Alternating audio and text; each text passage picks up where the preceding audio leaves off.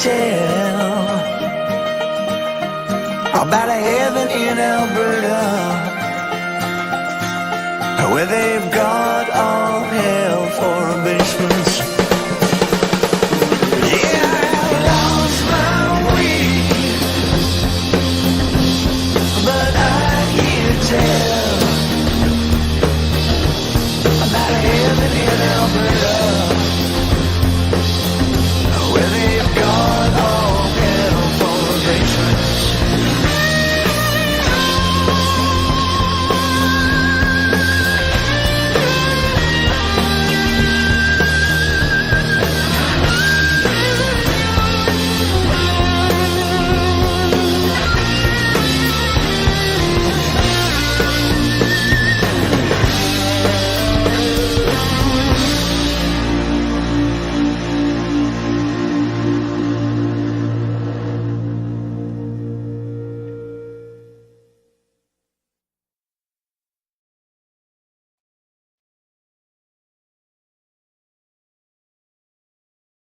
All right. Hi, everyone. Frankie here, New West Reset. Hello.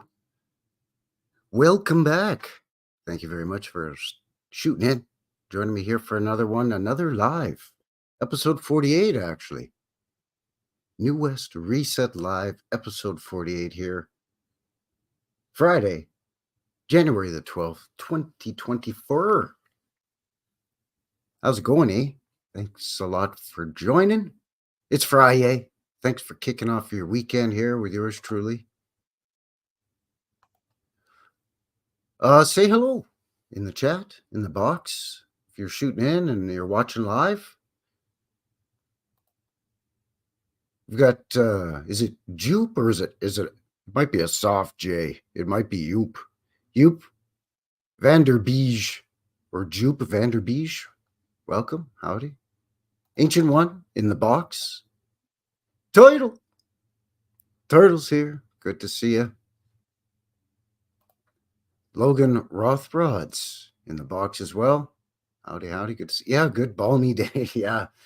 About minus 30 degrees Celsius here right now. Terrible. God awful.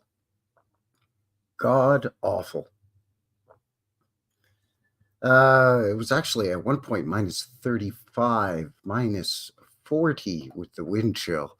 Ugh, bone chilling, I tell you. Not good. Not good for a fella. Yikes. So it warmed up from minus 35 to minus 30. So, I don't know, I'm trying to silver lining this thing.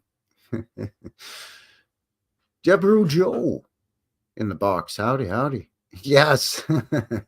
Oh, we're going to get to that. Well, no, we won't get to that, but we'll get to your picture that you sent me. It's becoming a regular thing on the show. Jabberoo Joe, if you're not aware, has sent me some artwork, some original artwork in the past, and sent a new one. So I'm going to share that. Hidden at plain sight, Marit. Welcome. Is it Marit or Marit? Let me know in the box. If it's Marit, put number 1. If it's Marit, put number 2, I guess. I don't know. It's Dutch, right? Anyway, hidden at plain sight, our friend from the Netherlands. Also, it is Joop, because there we go. Is it Joop? Joop Vanderbeesh. I'm probably insulting all kinds of people everywhere. Anyways, welcome. Thank you very much once again for shooting in and joining the guy here. How's the sound? Is the sound better than it has been in previous episodes?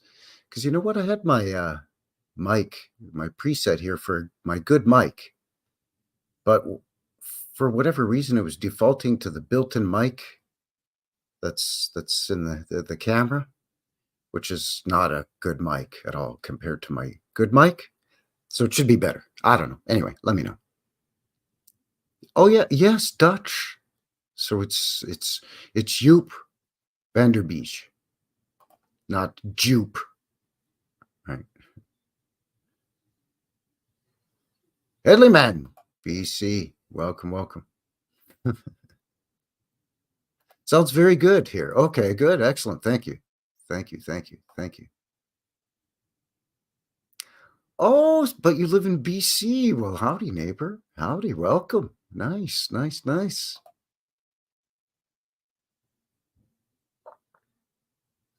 Yeah, stay warm. Got to stay warm. It's chilly. Take it from your Canadian friend up in the north here, eh? Down in the U.S., my neighbors to the south of me, you're going to get a polar vortex collapse if you haven't already. So, like Wisconsin and Kansas and, the New England area, some of the upper northern eastern states, New York, Maine, Vermont, so on and so forth, New Jersey over there. All them states were like like I'm walking here, right? It's going to get cold. Pennsylvania, all them Great Lakes states, the Midwest, the northern Midwest states, North Dakota, Montana. It's going to get cold, okay? Sorry, it's not my fault. Don't blame Canada, right? Go watch that movie though, the South Park movie, The Blame Canada. That's funny, but yeah, for sure, right? Cousin Vinny's here. Good to see you, Vincent. Cousin Vinny in the box. Hey, how you doing? How you doing over here? So, Tommy, where have you been, huh? I've been watching Newest Reset. Huh? Oh, it's Newest Reset. It's this thing on YouTube. He goes around, he does his boots on the ground thing. They'll tell you. Say you care. That's right, Frankie Fingers over here, Newest Reset. Hello, my new friend Jenny Murphy, Tartarian Prepper. Howdy y'all from Northwest Montana. Yeah, the birds are real. Yes. Yeah, you're getting it there in Montana. Over in British Columbia, minus 30 Celsius. That's cold. It's cold. Yeah, be careful out there, good people. Be careful. Yeah, sure. I'd love to. Well, that's why they wheel out a teenage girl, right? So that if you criticize the climate change, global warming narrative, right? They could just say, "Hey, that guy is a kid hater, right? That guy hates kids, right?" So I see. Yes. Very nice. Well, welcome to the show. Thank you very much. Negative 16 Fahrenheit. Wind chill minus 35 Fahrenheit down in the Montanas area down there. We're going to be talking about that sort of area-ish tonight on the show.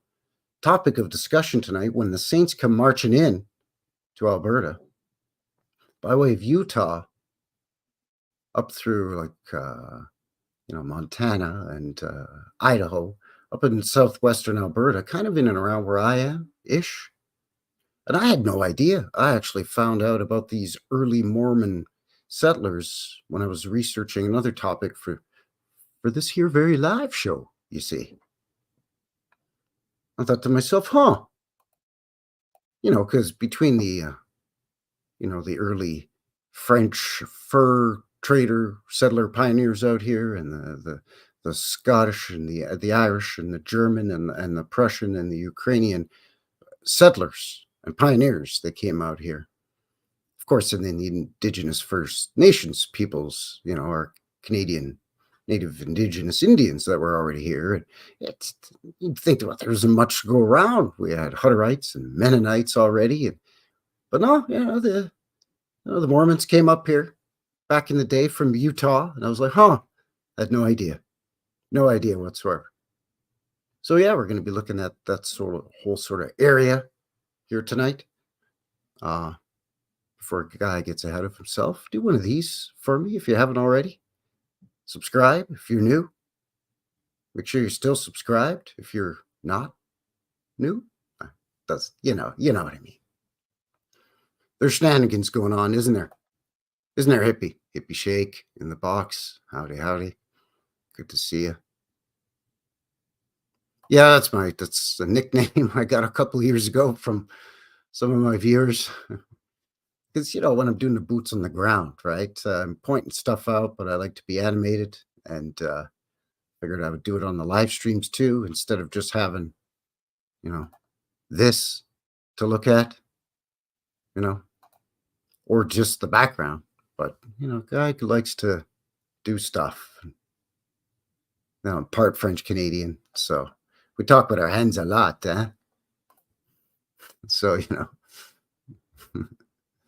no, we don't. Well, some Inuit still do, some of the northern Inuits, but they build them only as temporary shelters when they're on a hunt, right? When they're out in the kayaks out in the Arctic Ocean, hunting seal or walrus or whale, right? They'll build igloos as temporary shelters. But for the most part, I think the Inuit up there now live in villages, with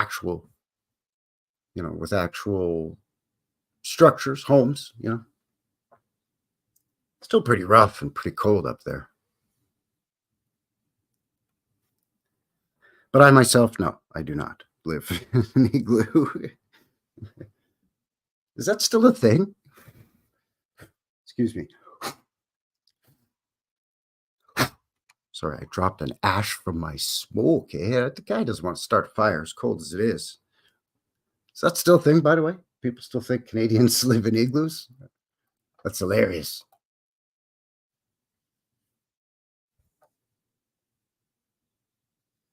I wish I could do that. No, there's enough snow around here for sledding, but she's too cold to get out there right now. But you get out there and you'll just be like, oh, all the snow blew away. Oh, it's cold and windy then. Oh, that's not fun. That just adds to the wind chill. Yeah. Oh, here we go. Yeah, I should have done it on New Year after having a couple of wobbly pops, right? Because I was feeling no shame, and I should have. This one doesn't work anyway. It's all seized up. That thing's like almost 100 years old, that harmonica. It's like 80 years old or 75 years old or something. Anyway, well, one day I will. One day I'll muster up the gumption to do it.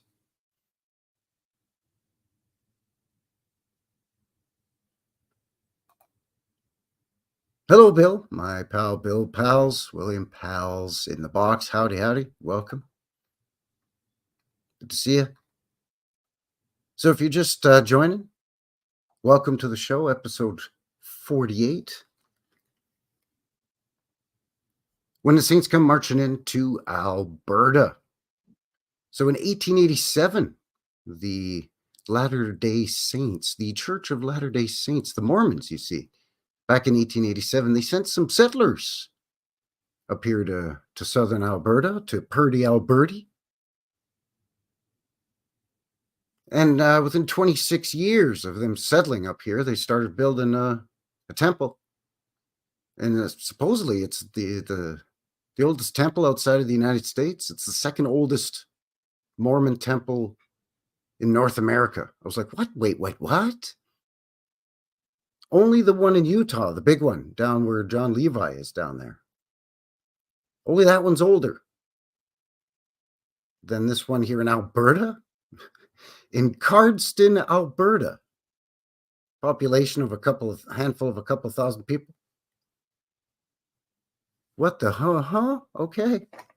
I had no idea until, like I said, a few months ago, researching another topic for the show about the irrigation system for the agriculture here in Alberta that was supposedly done from the 1840s through to the 1920s.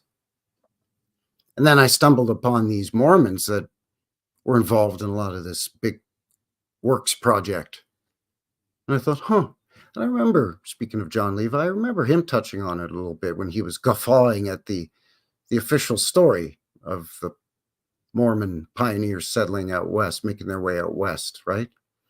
And the hardships, and they were pulling wheelbarrow type wooden wagons behind them, and some of them had oxen, but most didn't, and they walked, and over the mountains and yada, yada, yada, right? Fighting off them wild Injuns and so on and so forth, right? The same narrative. Them coming up from Utah up here into southern Alberta in 1887. It was just starting to open up here in that area, right? The CP Rail had come into Calgary. Calgary's kind of the biggest city in southwestern Alberta. Well, it's the biggest city in Alberta, period. But at the time, it was the biggest city in southwestern Alberta. Around 1887, when the railroad came in to Calgary, at least, there was just over 1,000 people. So it wasn't even a city yet, really. It was a town. But anyway, I digress. Getting ahead of myself. Getting ahead of my own self.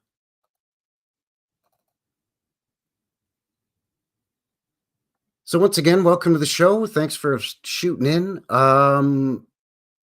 Links for everything in the description box below for everything we're going to talk about here and have a look at tonight for the show. Also, a guy's Rumble, BitChute, MeWe, and email. Speaking of emails, by the way, does anybody in the chat or anybody watching this live stream after the fact, any of you live in and around the Boise, Idaho area? Just curious, asking for a friend? Let me know. Let me know in the box or comment your comment in the comments or whatever the kids say after the fact. Speaking of emails, let's have a look at what let's have a look at what Jabaroo Joe sent a guy here. Where are we? Just gotta open up my photos. And where is it? There it is. Oh man. And let's share this here. So this is volume 4. Well, sorry, issue 4. Volume 1, issue 4. Of course, the Old World Adventures with the Knuckleheads. That's the monthly show I have with Chris over at Old World Exploration. Our show's called the Knucklehead Show. Oh, this one's 100 drachma plus 10% austerity tax. Oh, see. So the other one's the price said, what was it, 30 cents cheap, I think, or something. 10 cents cheap. So what do we got here? Oh, you've got some gyros. Yes. Gyros. Gyros. You get the beaver. Guess he's making his way to the city of Troy, the Trojan beaver. And somebody's trying to catch a lift. Who's that? Is that a moose? It is a moose. Got some olives here. This is some nice work. Let's see what let's raving reviews here. It's bigger than Ben-Hur. That's a direct quote from Cecil B. DeMille, by the way. This chewing gum tastes like rubber. Jabaroo Joe. And welcome to God bless America. Joe Biden. So there you go. Fantastic. Fantastic as always. Love the building in the background. Look at this butte. Hey, by the way, with all this. Nice. Nice. This beaver's just pimping it out here with his gold chain. Looking like Flava Flav. Yeah, boy. Face for your face. Anyway. Thank you very much, Jabaroo Joe. Awesome. Awesome stuff as always. Oh, man. You feeling okay? I hope you're feeling all right there, my friend. I'm just kidding. It's funny. That's funny. Pair of wooden shoes at an antique store in Idaho. Really? It's unusual. that they would make to Idaho. You'd think you would find that in, like, Pennsylvania area, right? Pennsylvania Dutch, right? Or in and around that sort of, a few of the adjacent states here or there, maybe, right?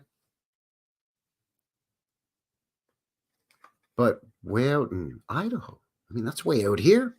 That's Idaho is right underneath Alberta. Well, sort of, like British Columbia, Alberta-ish. Close enough. It's right there. That's far. Not much use for wooden shoes. I mean, Idaho gets some rough winters too. Same as Montana. So does Utah for that matter. That's what makes some of these official stories in the history sort of hokey, right? And I called it baffoonery in the description for the live stream. And again, that's not to make fun of, any of the real hardships that occur out here. There were real pioneers that did come out here, cattle ranchers and grain farmers. And, it was pretty tough, for the average schlub, right? That are just trying to come out here and start a better life, get themselves a piece of land with some fresh, sweet water close by, or access to fresh, sweet water. Just be like, hey, don't bother me, all right? Just it's me and my kinfolk and my community here, my little town here. We're just doing our thing. Just leave us alone, right? That's but harsh winters and this traveling, that a lot of it was done on foot or with, you were lucky if you had a horse and cart, but getting over some of these mountains. And to be quite honest, Bill's saying, Tonto and John Wayne, but yeah, that narrative too here, right? It's the same as the Wild West narrative in the United States. Same thing here in the plains of Canada, right? Saskatchewan and Alberta, up in the Yukon with the Klondike Gold Rush and all that. The Wild West, shoot 'em ups and root and toot cowboys, wild Indians, scalping people, and the Iron Horse coming through, and yeehaw, look out, man. All of that stuff, same thing. And Calgary was at the center of it all. Well, southern Alberta, railroads crisscrossing through the agricultural and the coal mining sector and the cattle ranches here in southern Alberta.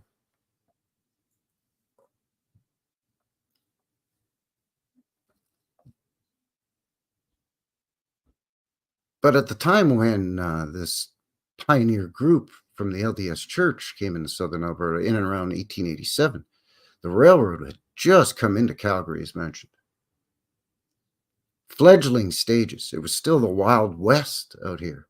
Horse and buggy. No electricity yet. Only had telegraph.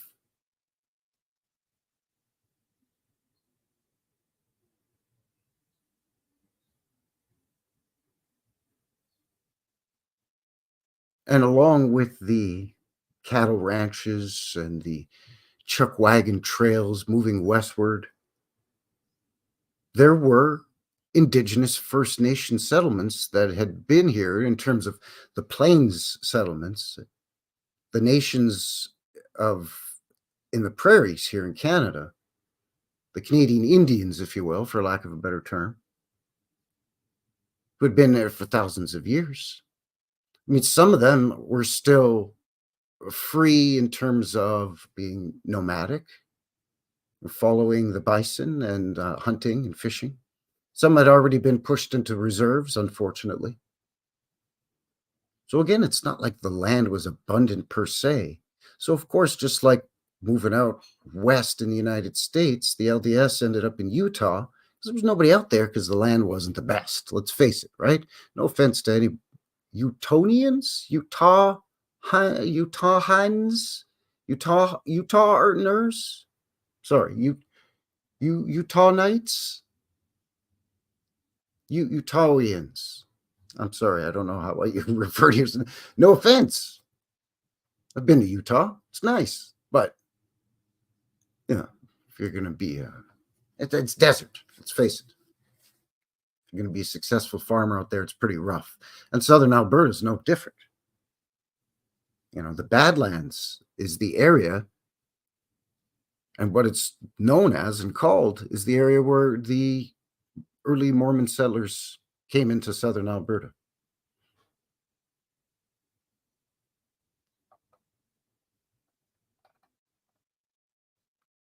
Nutramass in the box. Howdy. Welcome. Good to see you. Thanks for shooting in. So yeah, tonight we're going to be looking at that whole buffoonery. And got some links again for everything. Got some old photos as well, because this temple that they ended up building is, oh, look, there you go, the sirens in the background. Wouldn't be a Frankie Fingers New West Reset live stream without the cops. Gotta have the cops coming around.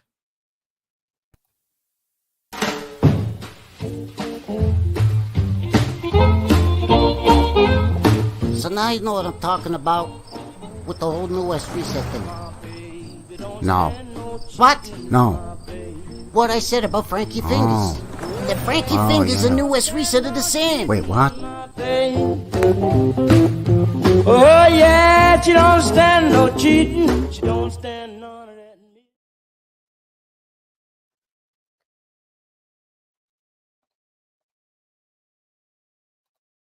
That is absolutely correct. Canadian cowboy comedy is called Freezing Saddles.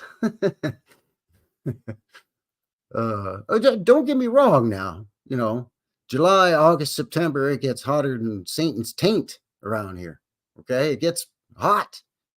People say, yeah, but it's a dry heat. Get out of my face with that. When it's 36, 37 degrees Celsius, that's like 110 Fahrenheit-ish. That's hot. Wet, dry, I don't give a rat's ass. It's hot. But then in the winter, minus 50 Celsius. So thank you, extremes. Thanks, old man Winter, for punching me in the face with your frozen fist from the north. Fantastic. Anyway, enough griping about the weather. It's great to see all of you here. Again, links for everything below. Thank you for sharing, Hippie. Hippie's sharing links that you can find in the description. And again, everything that we're going to reference here tonight is in the description as well. Normally, I'm live on the Rumble, but there's something going on with the connection, so I don't know if it's a weather-related thing. Everything seems to be broadcasting okay in terms of StreamYard. I went yard on that one. Anyways. StreamYard and WhoTube seem to be communicating without any problems, is what a fellow's trying to communicate without any problems. Anyway, so I don't know if it must just be a Rumble thing. So sorry about that, folks that normally watch a Rumble every Friday, and they're like, what the Sam hell is going on around here? Where's Frankie?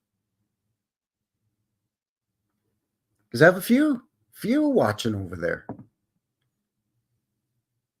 So as per usual, speaking of Friday, thanks for kicking off your weekend, Friday, with me. Appreciate it as always.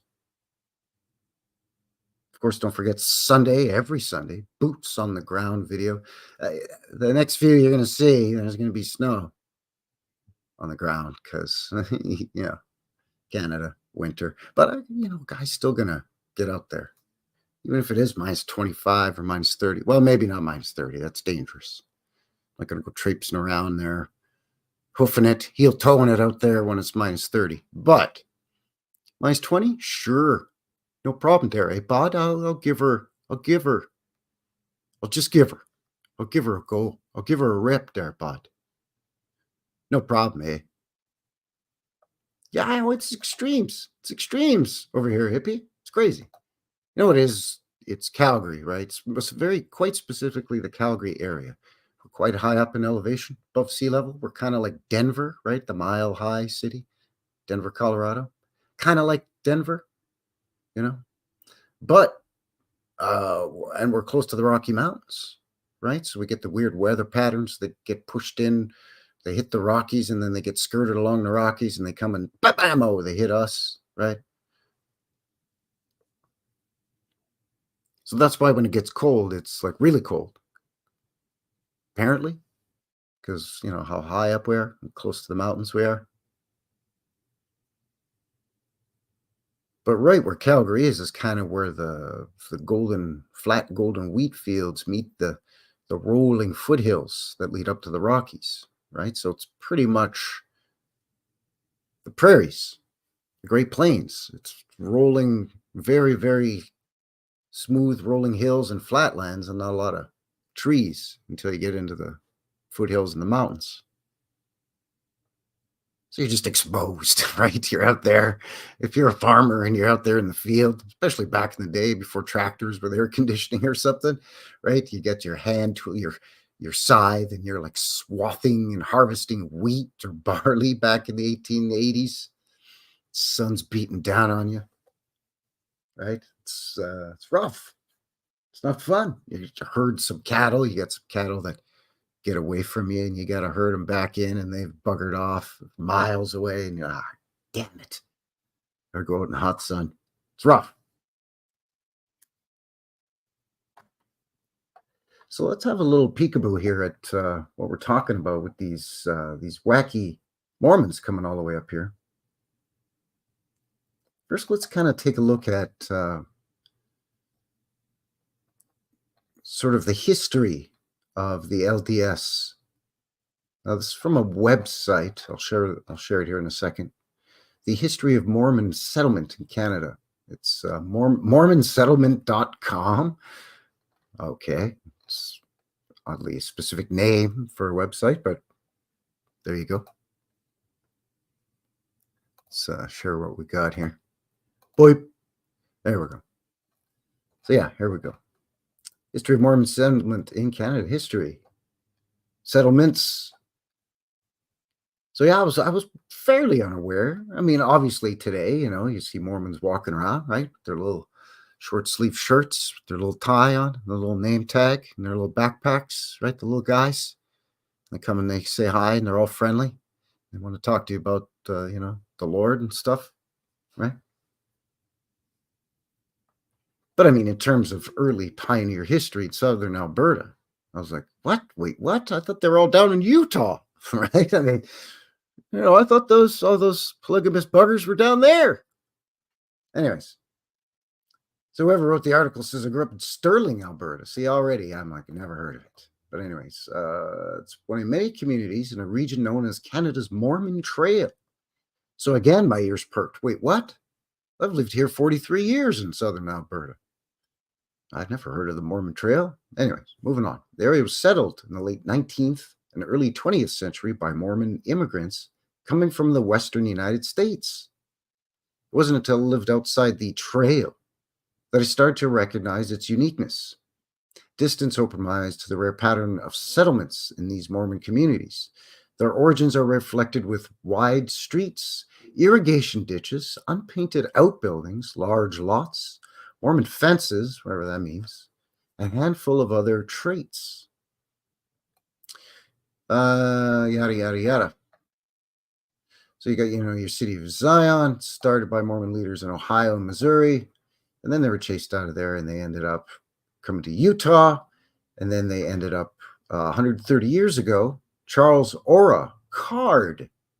So this is the town that we're going to look at. This is where this big temple is. It's Cardston. So Cards Town, Cardston, right? So this Charles Ora Card led a group of Mormon settlers to Lees Creek in present-day Cardston, Alberta, Canada.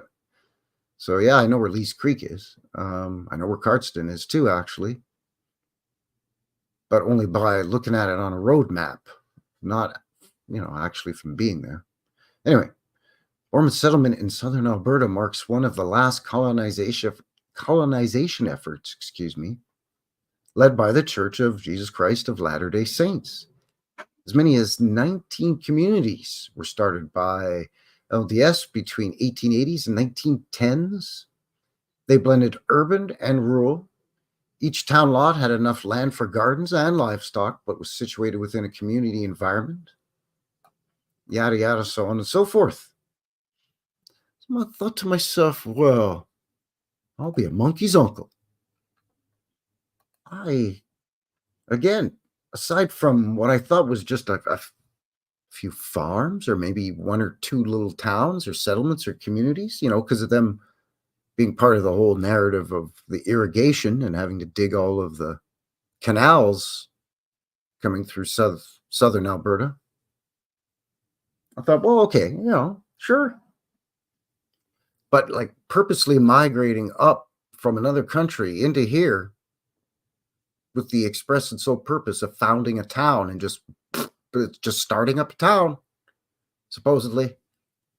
And again, they're having to duck and dodge. There's other cities, other towns, other settlements.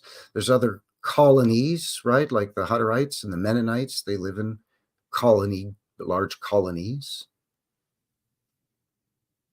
I'm like, what the? Anyways, let's see what else I found here. Let's look at this Charles Oricard feller.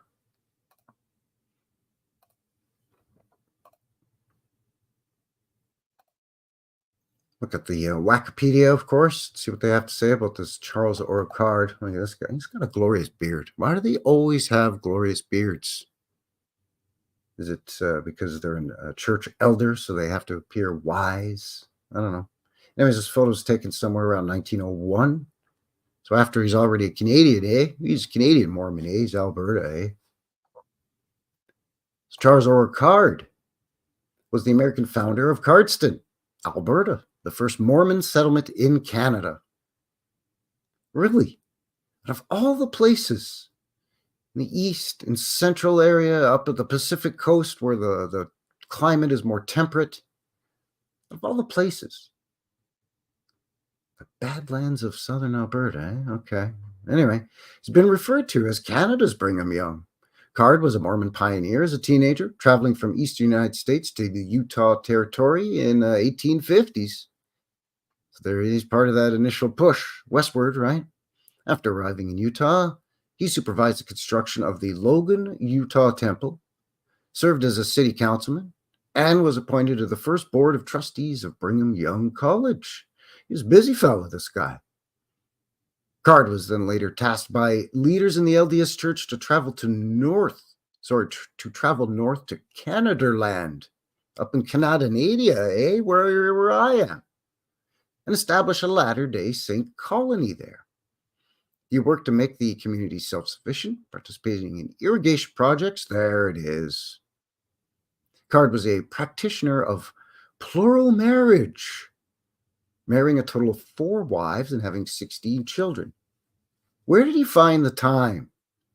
Anyway, he served in leadership positions within the LDS Church, mainly as stake president.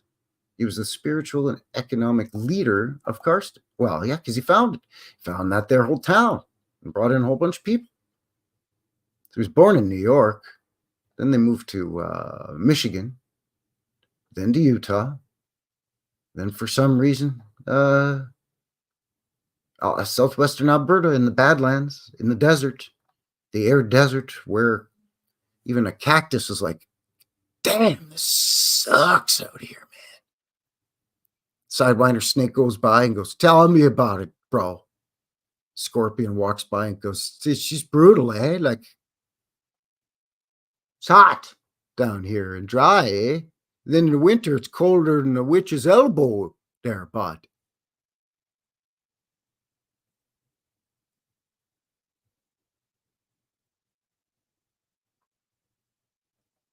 Anyway, I just thought that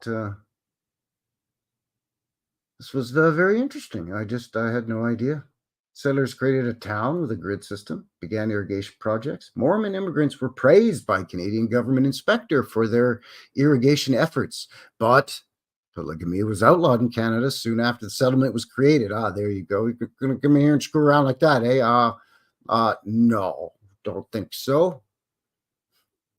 And so we'll try to come up here from down there, try your shenanigans up here, eh? We don't play like that up here in Canada there, eh, bud? I guess, I don't know. In 1888, a request from John Taylor, Francis Lyman, and Charles Card to practice polygamy was denied by Canadian Prime Minister John A. Macdonald.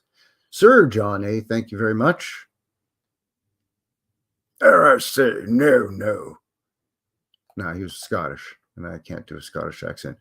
Sorry, now you're not going to have them get married more than one wife. What's wrong with you? Anyway, it's terrible. I've offended so many people. Now, I'm going to do a typical Canadian thing and say, sorry.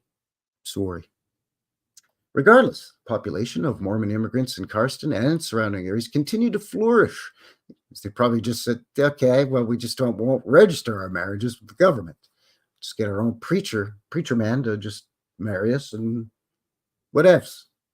Anyway, in 1889, Card returned to Utah to give an account of Cardston's progress to church leaders. President Wilfred Woodruff, and I've seen that name before, instructed him to return to Canada and expand the settlement. Go back, get more wives pregnant there, Bot, and get the other fellers to do the same thing there, eh, buddy? With the goal to make Cardston permanent and self-sustaining. He subsequently purchased surrounding areas and established settlements at Mountain View, Kimball, Beezer, and Leavitt in present-day Alberta. Mountain View I've heard of. Kimball I have not. Beezer, no, I've not heard of Beezer or Leavitt. Railroad connected the colonies to the outside world and encouraged more irrigation. Installation of telephones in the 1890s further developed Cardston. Upon its creation in 1895, Card became the first president of the Alberta stake of the LDS Church, as it was first established outside of the United States. Wait a second. 1895 became the first president of the Alberta stake of the LDS Church. But Alberta wasn't Alberta in 1895. It was part of the Northwest Territories. Become Alberta until it became province, which was in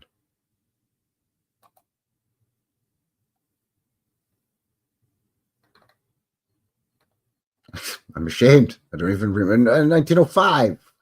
Couldn't even remember my own home province's date of officially becoming province. Anyway, it wasn't called Alberta. It was Northwest Territories. Anyway, whatever. So yeah, this Card guy just put a town up there, eh? We'll just send you up there, Card. He founded his. So there we go. Northwest Territories of Canada.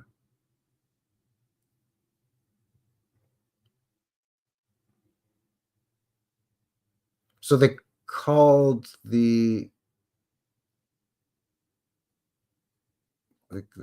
the Alberta stake prior to the province being called Alberta. It's weird. Anyway, how's everybody doing in the chat? Hey, Joe Cool. Howdy, Joe. Welcome. Good to see you. I haven't seen you in a while. Good to see you. As mentioned, Cousin Vinny in the box. Hippie Shake is in the box as well. Jenny Murphy, our new friend Jenny Murphy, Tartarian prepper. It's a good thing to be, by the way, as a prepper. You drive with a spare tire in the trunk of your car, don't you? Doesn't mean you want to get a flat on the freeway going 50. But if you do, there it is, right there in the trunk. Right?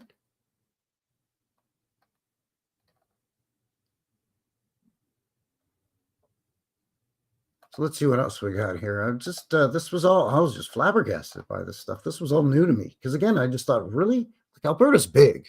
I get it. Alberta's about the size of Texas, roughly. But farmable, livable land, I mean, a lot of it is the Rocky Mountains and way up in the north where it's like tundra and, again, those rolling hills, a lot of heavily forested areas. I mean, it's not all ideal for farming or ranching.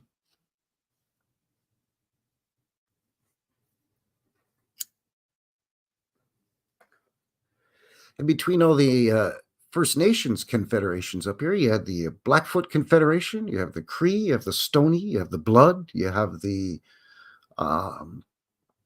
Lakota, you have the Piegan, you have the Sarsi, These are all bands or nations, indigenous, native Indian nations. They got a lot of land, they got a lot of territory, or they live in huge reserves, right? That the government has pushed them onto. So it's not like you can just mosey on up into what at the time was Northwest Territories, right? Southern Alberta, Canada, and just, oh, look at all this plentiful land with all this black topsoil to grow all my crops. No, it's not that easy. It's the desert down there. It's called the Badlands.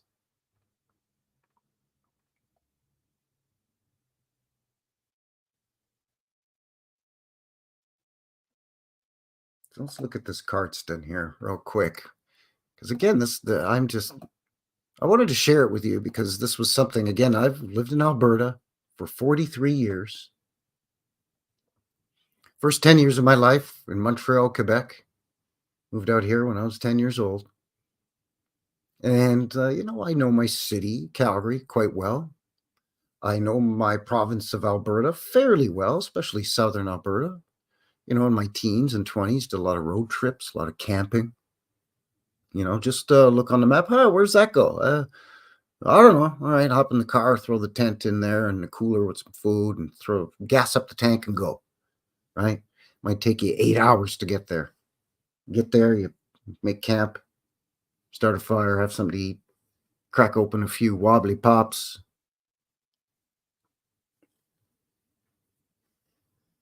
And Bob's your uncle.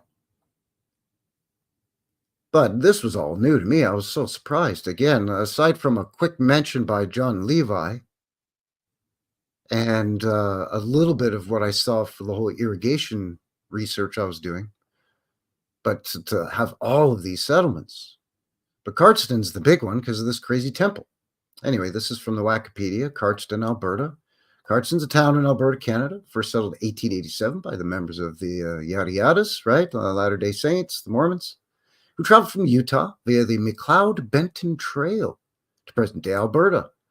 In one of the century's last wagon migrations.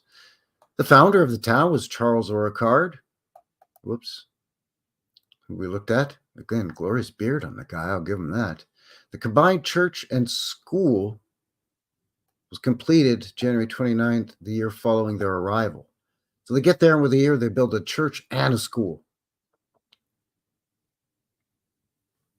Don't waste any time. Of course, you got to remember, you got to divide that year in half because winter. So from approximately October until about April, March, maybe, it's cold and snow and frozen. April, May, it's muddy. So you got June, July, August, September, and maybe a bit of October again before, boom, the snow hits again. But in July, you got, hailstorms. Southern Alberta is famous for hailstorms, thunderstorms.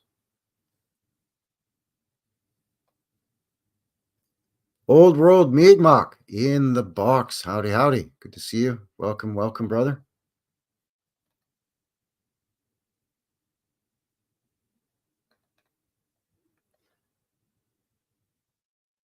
So Cardston was dry, alcohol-free, for more than a century after the 1915 Alberta liquor plebiscite.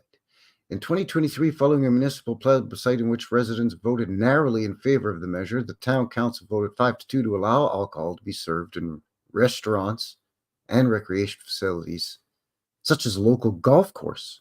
Liquor stores, lounges, nightclubs, and other alcohol-primary businesses remain prohibited, and there are no licensed premises in which to use video lottery terminals. See, a guy can't go and get a plate of nachos and a couple of brewskis and, feed the video lottery machine and press the button a couple times and see if, I can get a few extra shekels. Because no, it's verboten there in Cardston. I did not know that. In 1951, 75% of Cardston's 3,500 residents were members of the LDS Church. Remains at about 80% as of 2014. The town was granted a coat of arms in 2019. by the Canadian Heraldic Authority. Oh, fancy. So here we go. Here's where they settled. Here's the geography. Situated in the foothills, southwest Alberta, approximately 25 clicks or 15 and a half miles north of the American state of Montana. On its north side, it borders the Kainai Nation, the Blood Tribe Reserve, one of the largest reserves in North America. So again, you have to contend with the original First Nations that were already here or had been placed in the area, moved here, forced to move here. And they weren't given the best land by the Canadian government, of course. So these Mormons are coming all the way up here. What are they expecting to find? The Golden Fertile Valley? I don't know. But anyway. It's to the west of the Cardston, the Rocky Mountains, Waterton Lakes National Park. Cardston is 77 clicks or 48 miles southwest of Lethbridge, which is a major town down there, even at that time. And it's 235 clicks or 145 miles south of yours truly's hometown of Calgary. So climate. Humid continental climate, along with the rest of southern Alberta. Cardston is subject to Chinooks, which is those warm winds, which often bring temperatures in midwinter well above 10 degrees Celsius or 50 Fahrenheit. Same pattern results in more than 200 days of wind a year. Hottest temperature, 102 Fahrenheit. Coldest, minus 43 Fahrenheit. Most snow in one day, 25 inches, 2 feet. Deepest snow, almost 3 feet. Yeah, let's go up there to the Golden Valley of the beautiful southern Alberta and be farmers, eh? What the hell were they doing out there in 1886 and 1887, man? Like crazy? Old World, Michigan in the box. Howdy, welcome. Good to see you. Isabella Live 2.0. Howdy, howdy, howdy. Welcome. By the way, if you're just, lurking, just listening, just give a shout out in the box. Just say hello. Let a fella know you're out there. Let me know where you're shooting in from. If you haven't already, give a guy one of these. Just helps to push me out into the algorithm. And again, if you're new and you haven't subscribed yet, maybe kick around that idea and hit that button too. Why not? You're hitting buttons anyways. Might as well hit that one too there, eh? I was trying to move his way to 1,400 subs. That's about the extent of my self-promotion. I suck at it. But anyways, so yeah, there you go. Not the most lovely place in terms of just being able to carve out a living down there. It's tough. Very tough, I would say. On another website. I'm going to give you a peekaboo at it, but really I just put the link down in there for you if you wanted to have a look at just the ridiculousness of this little town. And yeah, okay, let's say they built it from scratch, just like down there in Salt Lake City, Utah, right? They just built it from scratch. And in a couple of decades, they got her all squared up, and then they built a massive temple, and Bob's your uncle, right? And it takes them like a year or two to build this massive temple. And you're like, oh, okay, sure. But why they picked this area and why they would have, this town is just, here, I'll share a little bit of it with you, but I don't want to let the cat too much out of the bag. But it's in the link if you want to look at it later on there, eh? It's just Cardston. The town was first settled in 1887 by members of the LDS or card, all that stuff. Founder of town, the combined church and school was completed January 29th, the following year of the arrival. Oh, that's right out of the Wikipedia. Post office opened in 1892, July 1st, Canada Day. Isn't that nice? So yeah, you can see, you get some photos. Oh, look. There you go. Got houses, but this road just comes up to here, and then it stops, and it's just dirt. So that they not dig out this road. They got a nice fence.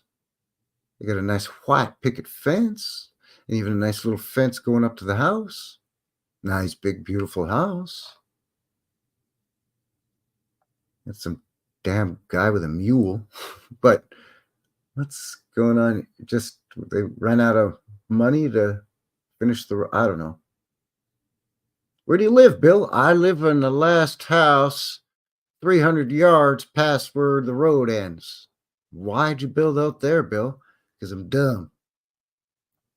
But anyway, gives you an idea of what we're looking at here.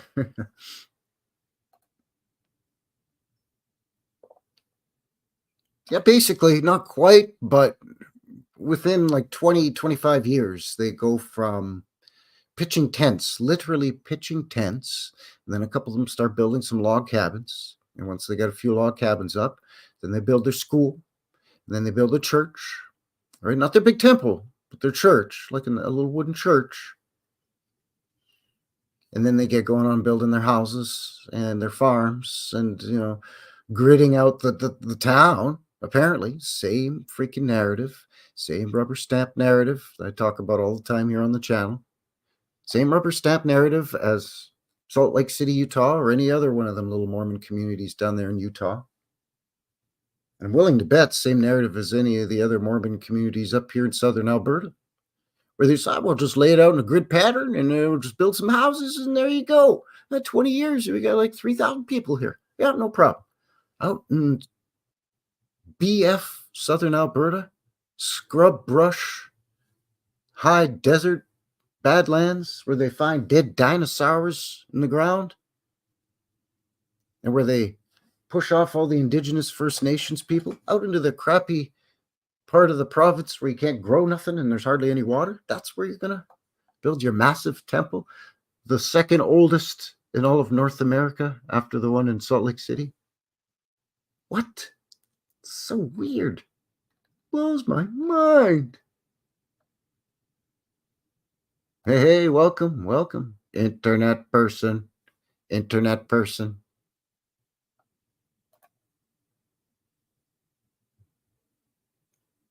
Don't you worry about that. Don't you worry. Don't you worry now. Don't fret. No, it's just good to see you. Howdy, Phil. Welcome, welcome. So where are we at here? We're coming up on the hour. I think as per usual, going to take a mid-show break, give you a sneak peek at your midweek. Every Wednesday, a guy puts up some vintage footage for you. So the Friday beforehand, I give you a little looky-loo at it. Right here live on the show. Then, of course, as mentioned, every Friday, the live stream here like tonight, and every Sunday, the boots on the ground. So this is going to be coming up this coming Wednesday. Your vintage footage video. For your midweek, it is Vintage Montreal 1930. I put some Canadian music there for you, eh? It's a Canadian blues cat. A feller that sings the blues who was Canadian, who was blind, and he passed away some years back. But he's doing a cover version of an old Robert Johnson song from the 1930s. So I thought, hey, that's appropriate because it's a song from the 30s. It's video from the 30s. And it's Canadian content with the musician being Mr. Jeff Healy. And Canadian content with it being Old Montreal. So I'll share that with you. And when we come back, it's about, about 4-ish minutes? Give or take. And when we come back, we'll have a look at some photos of the baffoonery of Cardston and how they whacked that town up out of nowhere, supposedly, I guess, with just horses and buggies and carts and mules and, I don't know, while they fight off Indians and cattle ranchers and compete for land. And I don't know. But we'll have a look. So stick around and be right back. Just going to cue this up for you. Montreal, 1930.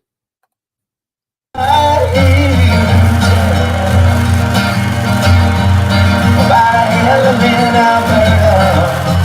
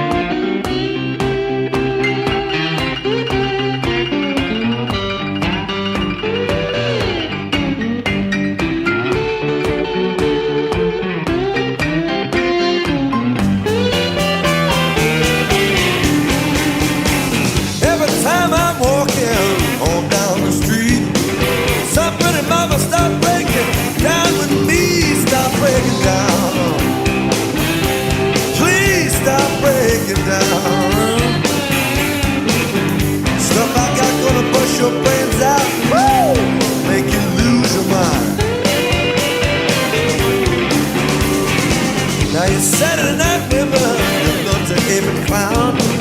Don't do nothing but take good man reputation down. Stop breaking down. Yeah, stop breaking down. The stuff I got gonna bust your brains out. Lord, make you lose your mind.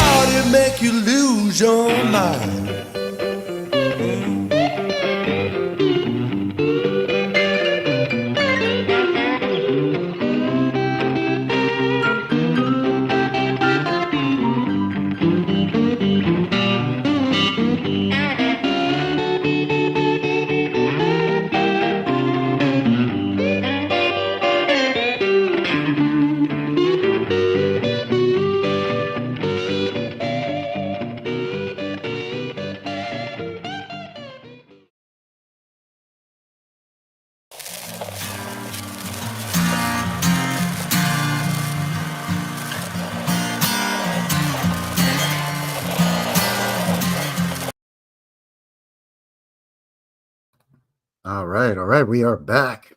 That's enough of that. Get that out of here. So yeah, what do you think of that? Eh?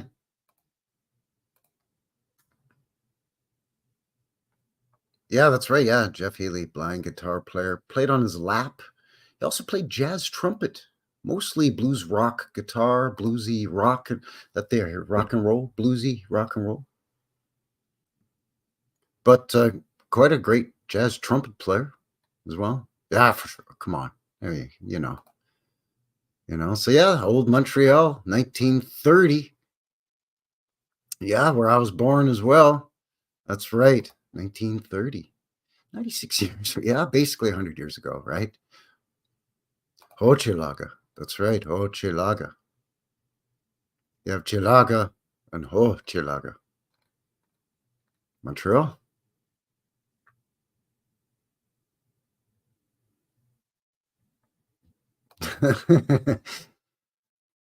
That's a huge compliment.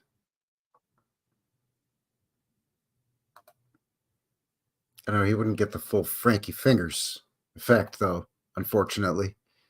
But So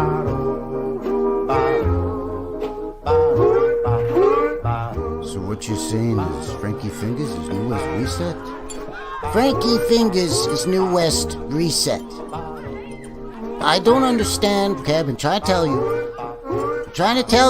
Frankie Fingers is New West Reset. New West Reset is Frankie Fingers. So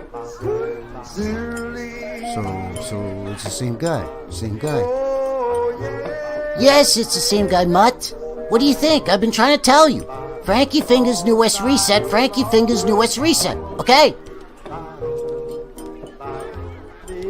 All right, I got it. Jeez.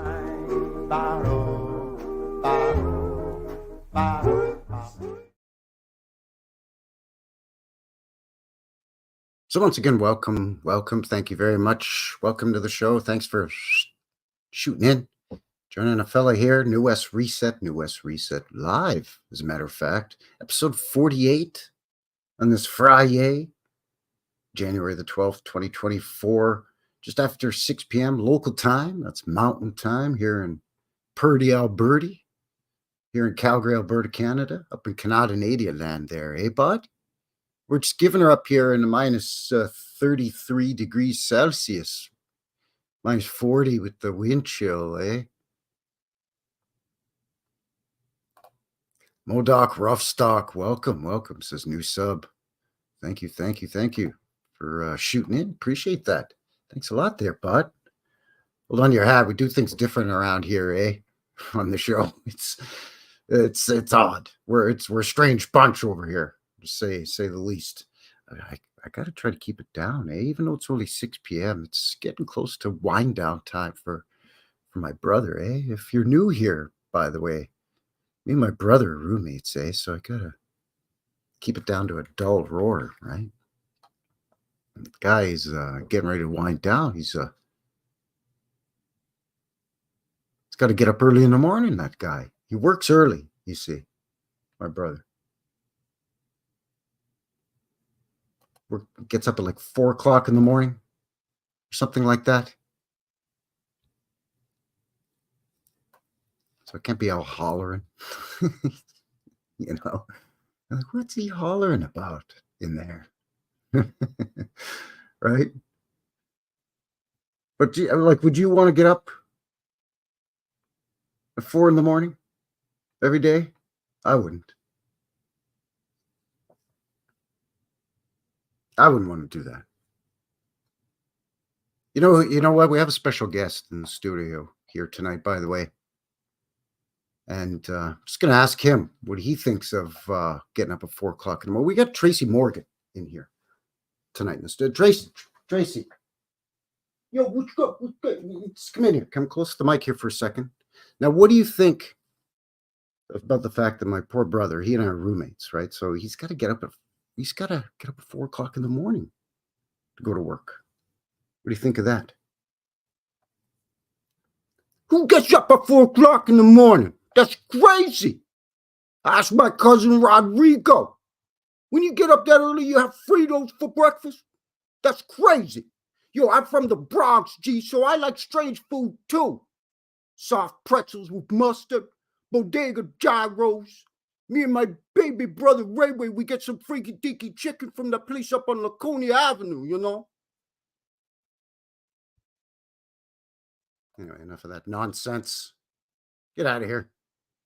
So what you're saying is it's not good to get up that early in the morning. It's crazy. All right, thanks.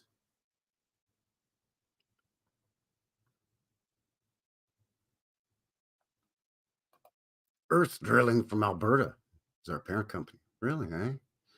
You're doing for that there black gold there, eh, bud?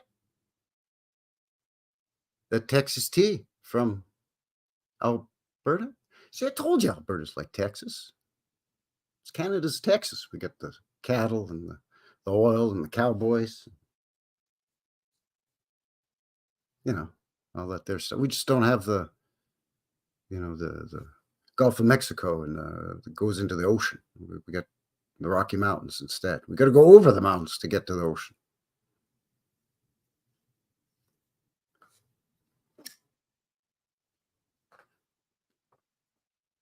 Anyway, once again, thanks for joining me here. Let's have a look at some photographs of this Cardston, Alberta, and just see what's what. See what in the hell. So I told you, you're going to get layers of mediocre celebrity impressions, as per usual. It's like an onion. Just not because that's that many layers, but more so just because you'll just be crying, and not with laughter. Anyways, let's see what we got here. This is an immigration map, just to give us an idea of what we're talking about here, okay? Let's blow this up here a little bit, just a little bit. And of course, I like to insert myself just because, you know, it's my show. Hello. Anyway. So here you go. You got, they came up through Idaho. And they made their way along. They basically followed the railroad. And I guess, judging by this, you had the Mr. Card's exploring party. But then you had the first colonists, 1887. So I guess they went up to explore first. So I don't know if he went up this way first and came back around. So there's Calgary. Or if they went this way, up through Washington. Right? Basically, they went through Idaho and a little bit of Oregon and Washington. Or, you know, they went up through Montana. Of course, coming from just outside Salt Lake City, Utah.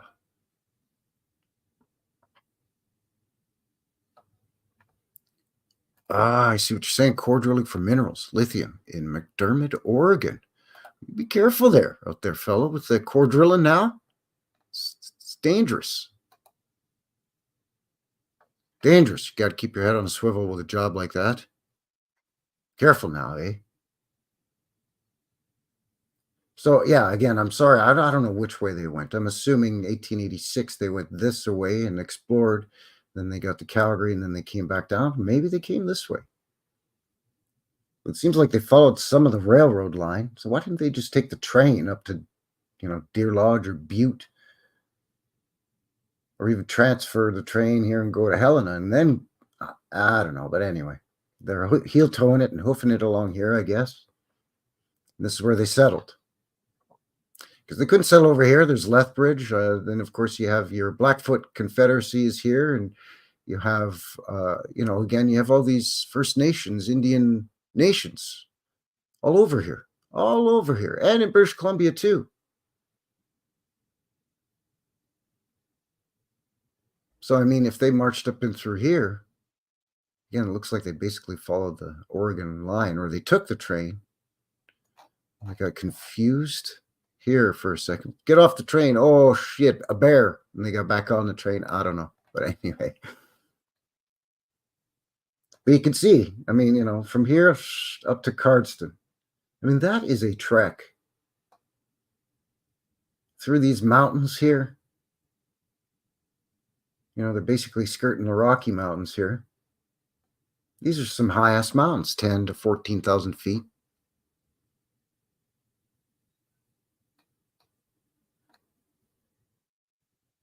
It does not look like fun. And this is how they traveled, apparently. This is them coming over Big Mountain in Montana.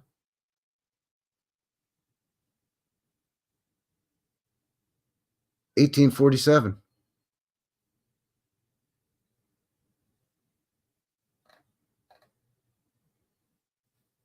So they've been beeping, bopping all around the area.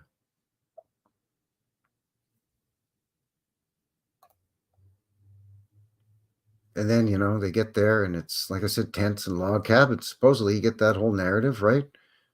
Home, sweet home in 1889, Cardston.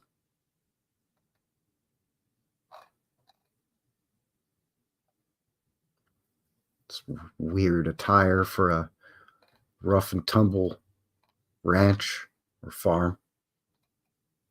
But okay. But this is basically it here. You get, log cabin, a couple of log buildings here, I think, actually. And then it's just tents. And then within within a year, they had a school and church built out here. There you go.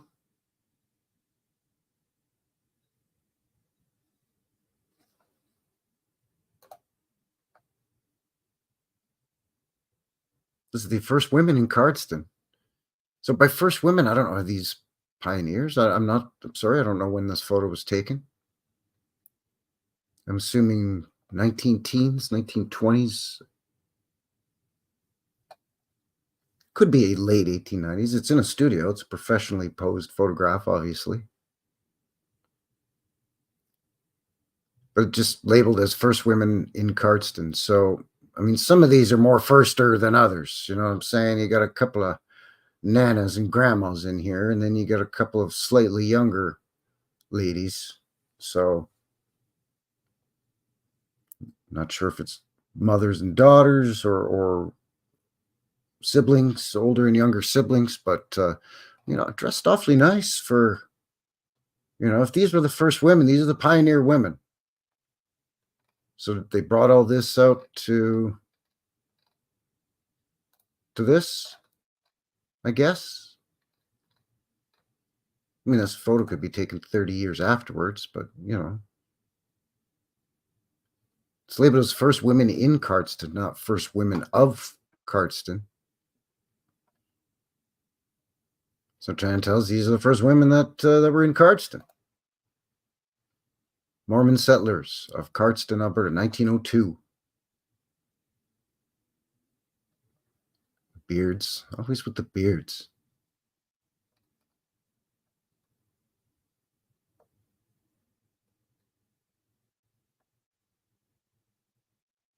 Looks like they're doing okay. Nobody looks excessively ill or hungry. Even see a few smiles. So I don't know. This is labeled Alberta Railway and Coal Company in Cardston. So I don't know if these are guys that work for the coal company or the railroad, or if these are Cardston townsmen. Looking pretty spiffy, though. With your watches. Got a nice set of specs on them. There's a bowler hat. This is a pretty common hat for a fella who might be a rancher. Wider brim, keep the sun off you. Here's where you scrape your boots, but these fellas are wearing nicely polished shoes. Questionable. What's going on here? What's going on there? And here? I don't know. Anyway.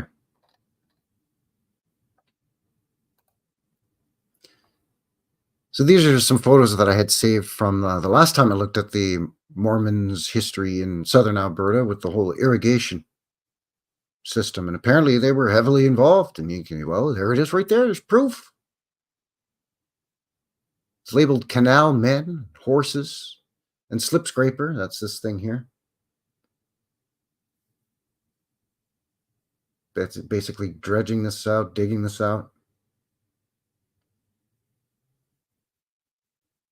I'm not sure why he's got a plow here, but anyway. I mean, this could be anywhere, but it says that it's, the Mormons in southern Alberta.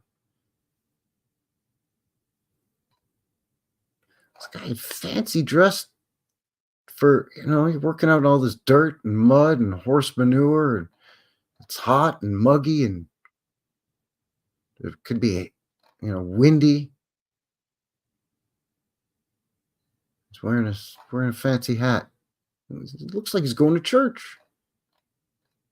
Anyway, supposedly that's how they entrenched themselves in the history of southern Alberta. They were farmers, and they helped pitch into, build basically the province-wide, southern part of the province-wide irrigation canals. Of course, in due time in the town, then they built like little, what you'd expect, I guess. Their little newspaper, a little wooden building. Of course, you got Ye Olde Latterleen. The Palace, I'm not even sure what this is. I don't know if it's a movie theater. It doesn't look like a movie theater. But it's got that sort of coining effect here, almost like a gingerbread style. Looks like it has a little, not sure if that's a dome or if that's an arched stonework up there. You have to excuse the photo is pretty small, so if I blow it up too much, it gets pretty pickolated. So I don't know what the palace was. It wouldn't have been a saloon, obviously. They're Mormons. Maybe it's a theater because it looks like there's posters. Maybe it was a live theater, or maybe silent movies, talkies, maybe, depending on time period. But yeah, here you go. When you get these beautiful old brick buildings, already all nicely facaded here on the front, right? The sides, they just left the original old world brick. Front's all nicely facaded. You get this beautiful brickwork here, this ribbing detail all along the top here. Lovely big arched windows that are accented and accentuated with this detail. Looks like this is probably sandstone. It's a guess, but it's very common here in southern Alberta. You see this in Calgary all the time. But then you got like all this crap everywhere. Like not even just it's a dirty road. Like there's like just literally piles of stuff all shuffled off to the side here. Obviously horse and buggy era. So I don't know, man. It's weird because you've got all this beauty and craftsmanship. I mean, again, not a big fancy like New York City style, 3 to 5 to 10 to 20-story building or anything. Not even as big as the old world buildings here in Calgary of 5 to 8 stories, But all of this fanciness and this little guy and still all this crap, it's just defies rational explanation to me. Again, excuse the pickolated, but here, this Main Street, 1905. It's some parade. I don't know, some pioneer parade. Okay. You just got like the roads right here, and then I don't know what this is. Maybe a ditch. Maybe there's a culvert going under.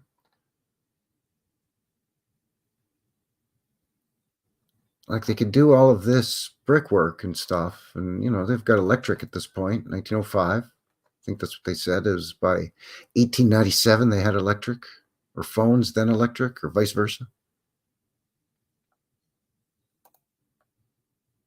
Again, excuse the quality here, but you get this big behemoth here on the corner. You can expect some of these, stick lumber 2-3-story buildings, sure, like maybe a big one here, but you know what I'm saying. You can expect this. A little prairie town, 1,000 people.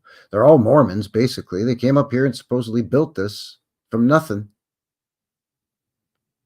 But this, like, what the hell are they doing with this big giant thing here? With the entrance in the corner, and again, big arched windows. I don't know what's going on.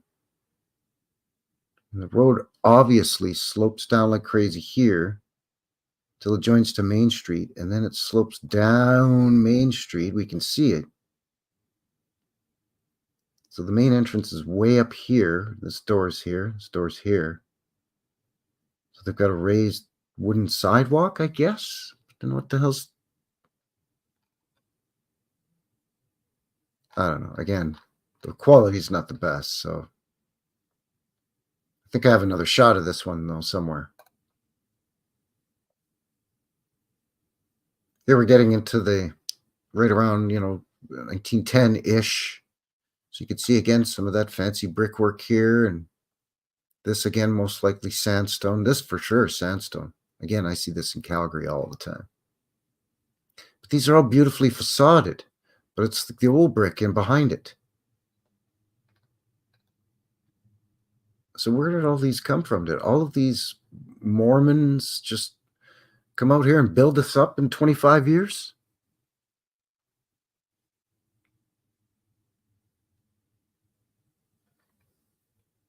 And then you got all this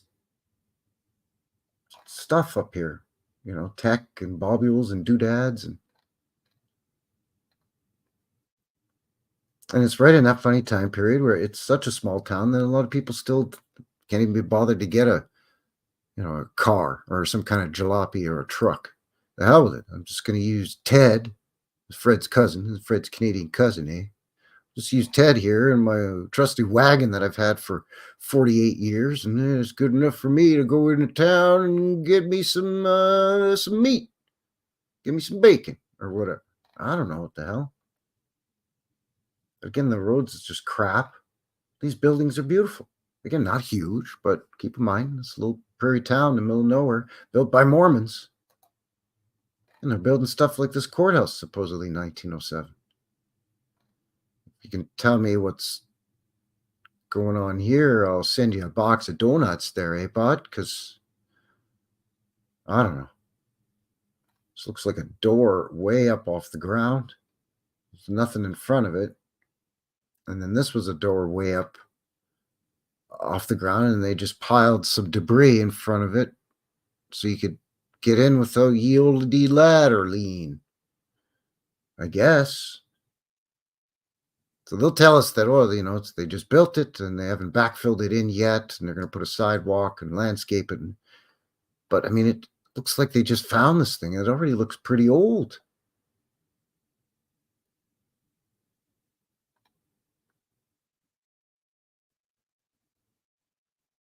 Suspiciously low windows and looking very weathered. And it could just be the age of the photo. It's not the best, but... Okay, here's another look at that crazy building that a guy was ranting and raving about. There are a couple of photos back. This is the Carbon Hotel. No, the Cahoon. Excuse me, the Cahoon Hotel.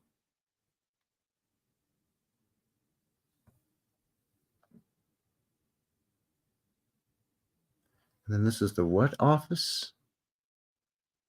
Tithing? Tithing? Tithing office? You could tell me what the hell a tithing office is. Well, it's a nice little building with a nice little cupola and dome on it. But okay, so here we go. So in the other picture, we saw a wooden sidewalk. Well, here they said F that. Unless this is before they built it, but I don't think so, because now you got stairs going up. So this doorway is, wait, okay, hold on. hold on. It's ridiculous. All right, so you got a doorway here and a doorway here. Okay, the same height. Nice.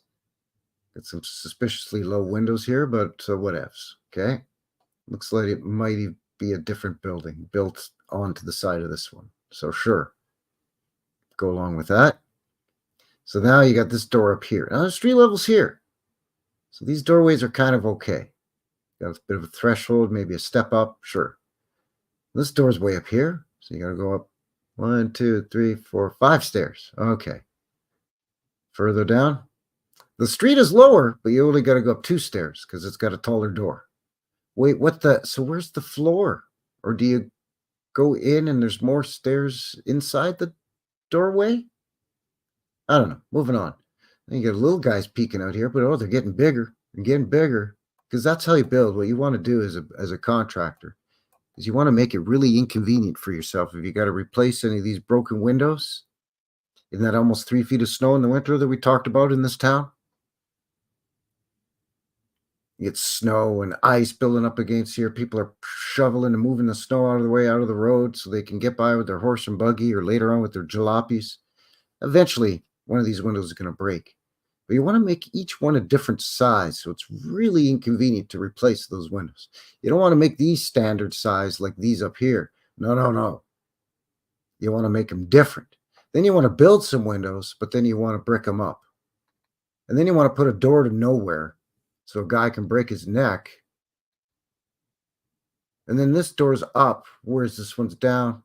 But it's up, but not, it's up more than this is up. Like what? Where is the floor in here? Like the grade is messing up the whole thing. I get it. But this door, and then this door, and then this door. But then now I see what's going on down here in that other picture. You got main entrances. You got window, window, window, door, door. This looks like the floor's right here. So then how do you get a door down here? Like, and what the, like, you see, this hotel is wacky, man. It's crazy. I don't get it.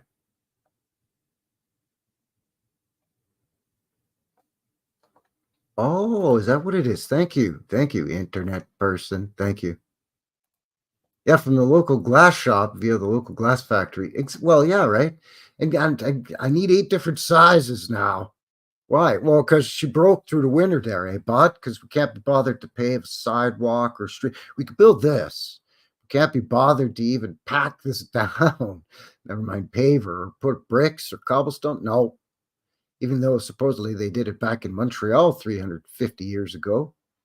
And in New York 350 years ago, you know, cobblestone streets. No, can't do it here.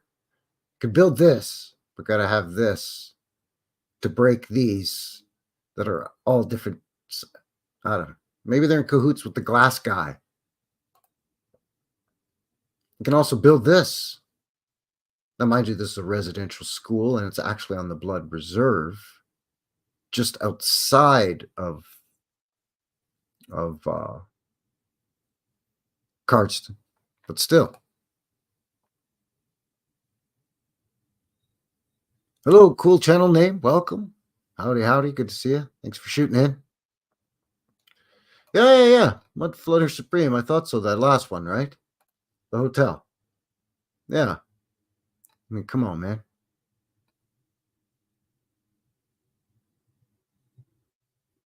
Just and yeah, as Jabaroo Joe says, for such a small town too. That's a big. Like, who's going to this Mormon town that they're going to need to stay in a hotel? I mean, maybe if you're a farm equipment traveling salesman, you might spend the night in you know, in Cardston. Anyway, moving on. So these are the schools that they force the little kids, the Indigenous First Nations kids, the Canadian Indian kids, built by the government and the church, or run by the government and the church. Who knows who the hell built this thing and how long it's been here. But it was to help to civilize the childrens, is what they say. Them little, you know, wild, savage Indian childrens. You know, forcibly remove them from their families and send them miles, sometimes hundreds of miles away, to one of these residential schools out in the middle of nowhere. One of them was in Cardston. Big, huge brick building. Some of them were 2-story wooden buildings. But a lot of them were huge, like this. Built in the 1880s, 1890s, you know, right up until the 1920s-ish, so they say, right? So, you know, just awfully big and fancy for out in the middle of nowhere is all I'm saying. Oh, and the other thing they had out there is a big sugar factory. Because you want to build your sugar factory to look like a castle, you know, with these pediments and these columns and this pointed spire on your sugar factory. You want to have big, huge arched windows and, you know, this fancy brickwork here to this peaked roof. And you want to put a series of dormer windows along here like that, because that's easy out in the middle of nowhere where supplies are not readily available. Then you want to, I guess, put in some half-buried windows in some parts of the building because there's a big slope. I don't know. It doesn't. Again, it doesn't make sense. But it's a massive building, bro. Again, out in the middle of nowhere, and it's beautiful. And I don't think this is a sugar factory. At least I don't think it used to be originally. Maybe they found it and they started pumping sugar out of there. I don't know.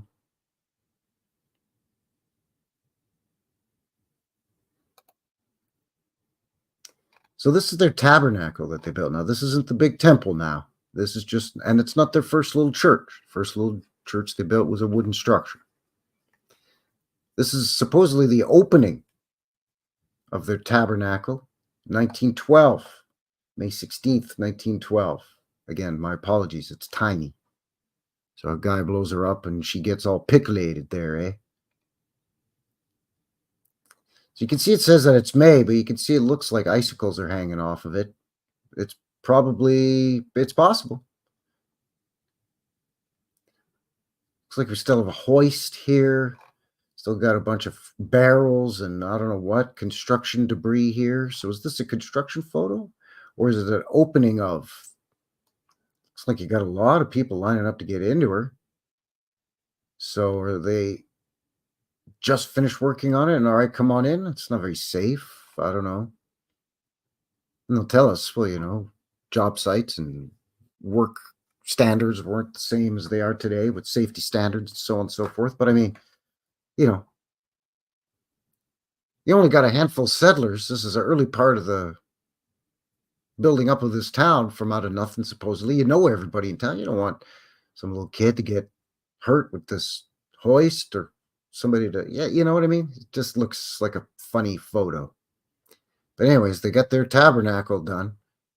This big portal there. Massive grand entrance here. Not really sure where all this brick came from. Maybe Medicine Hat. The railway could have run close to here by then, and the railroad did run from Medicine Hat, and there was a red brick factory in Medicine Hat. Sandstone is probably locally sourced, I would guess, from a quarry. They could have quarried it, I guess, maybe like the Utah Mormons did. I don't know. So here's a sketch. Here's a drawing of the magnificent temple that they were proposing to build there in Cardston, Alberta. And this, so they say, the small town of Mormon settlers built out in the middle of nowhere in Alberta. They didn't just stumble upon it, by the way, or anything. It's kind of my theory. But anyways, I think it's really old, and I think they found it, and I think they came up with this whole narrative of we built this town called Cardston after this guy, last name Card. But anyways, supposedly they just decided to build the second largest Mormon temple in all of North America. Second only behind the big one there in Salt Lake City, Utah. In this town of about 1,000 people-ish, 2,000 maybe. Why? I don't know, but let's get started. Here you go. Here's a construction photo of her. Giant girders and beams.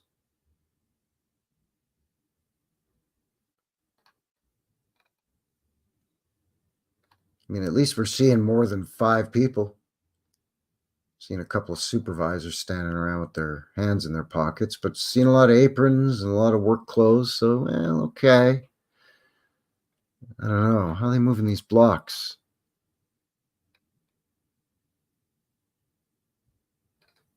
I don't know. I don't see any cranes. There's a hoist. It's not a crane. It's just a hoist.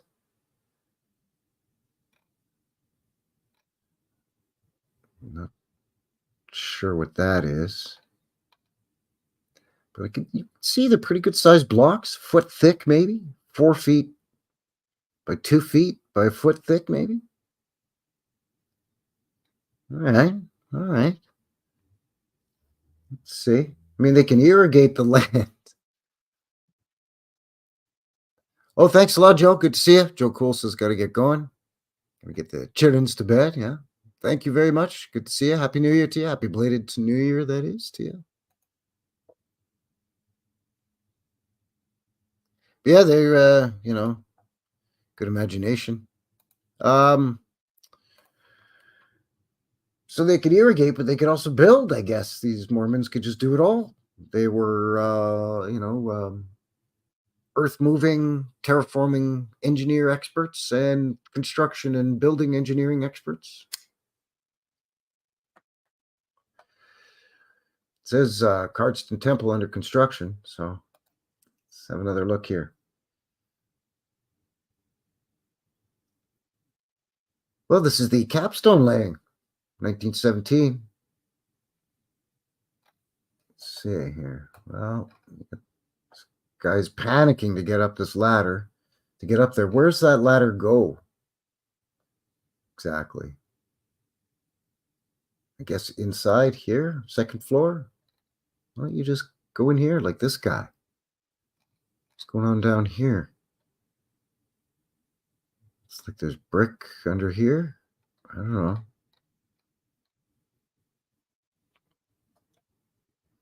It looks like the entire town of Cardston came out. You got a couple of hoists, I guess. I don't know. These always look dodgy to me.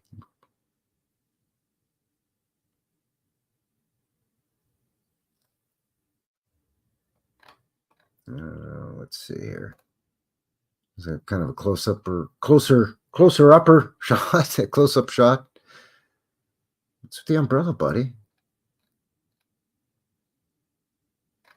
This guy looks like he's up to no good. I'll tell you what.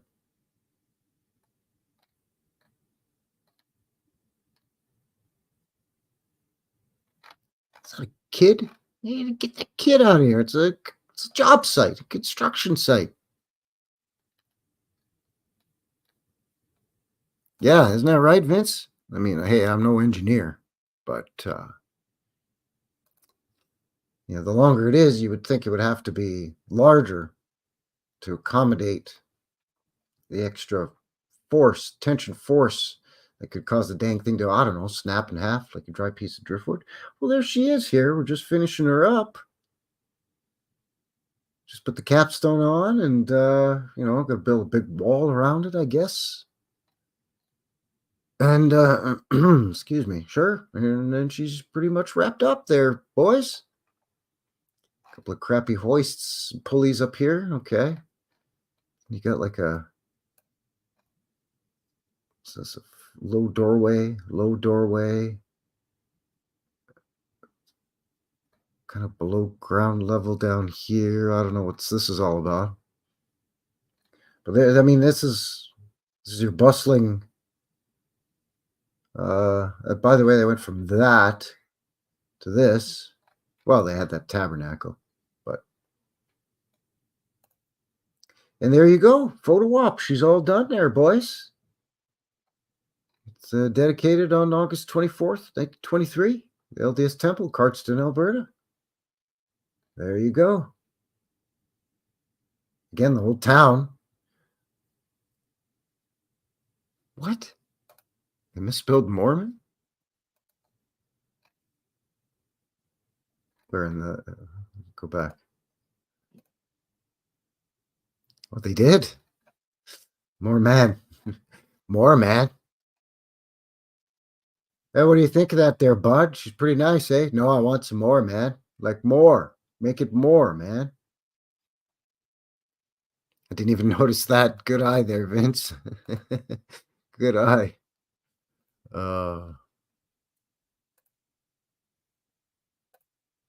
Close-up shot and the thumbnail shot, but yeah, there you go. What are these folks? Get in the picture. Over here lollygagging, and now you're not in the picture. Way to go. I'm not sure what these are supposed to do. Like flying saucers with some kind of, I don't even, these are weird too. I don't know. Not too familiar on the whole LDS Church and the Mormons and their whole symbology and all that stuff, so I don't know. It's just a very... So there's the tabernacle in the background there, right here. And then there's the temple. So again, multi-layers, multi-entrances, different, multi-floored. Looks like it's probably, they'll say 3 floors, right? A basement and 2 floors. Big vaulted ceilings inside, I'm sure. Don't really know why it has to have a big pyramid on top, and I'm not sure what these are way up here. That it's not super fancy, but I'll try to tell you, and it's that Art Deco style, I guess, you know, 20s and all. But I don't know.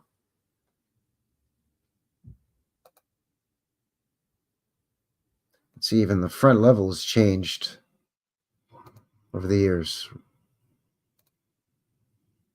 course, you have a front and back, right? You have the street on the front and you have a big garden at the back, and then off to one side you have the tabernacle. So some of these shots are from different angles, but I don't know, it just sticks up out of the middle of nowhere. What the hell are these? And this fence sticks up out of the middle of nowhere in the bald-ass prairie in Alberta. Second largest Mormon temple in North America. Second oldest one, also. Oldest one in Canada. Second oldest in North America. In a town of about 3,000 people. There's a nice shot of the temple and the tabernacle there. You can see the ground is raised up, and then it goes up an incline, and then you've got to go up to get in. And this is on different levels too. You see there's like a door going into the wall here. And then you got to go up to get in. All of this, and then still the streets are just crap.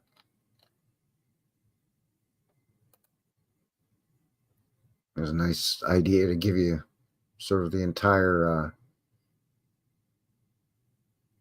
little town, just to give you this massive thing. I mean, this is impressive enough. I mean, you just hold your horses at that, and I'd be like, wow, nice, well done.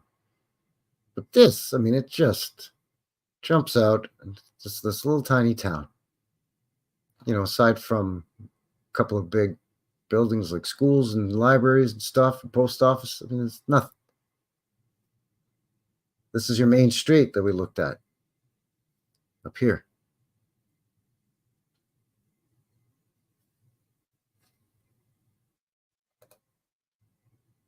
And there it is on a postcard.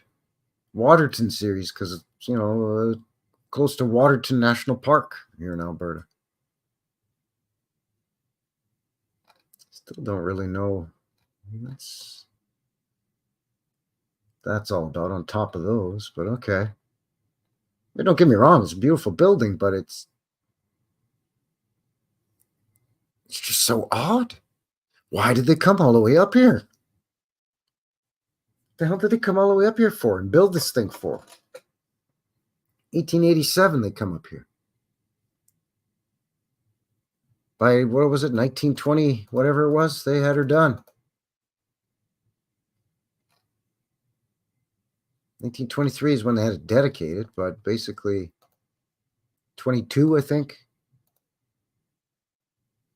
1917 was a capstone, so basically we'll give them another year, 1918. So from 1888, say, a year after they get here, to 1917, 30 years. They go from tents, right? Forgive me, but, you know, I'm trying to make a point here. And I think you know where I'm going. They go from this to that.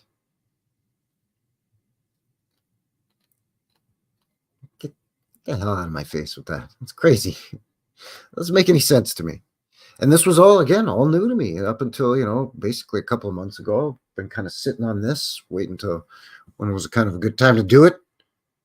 And when it's minus 35 here in southern Alberta on a frosty winter night, got me to thinking, imagine living in those tents and having to build log cabins and having to try to, you know, grid out your little town that you just want to found. And, well, let's get her started there, boys.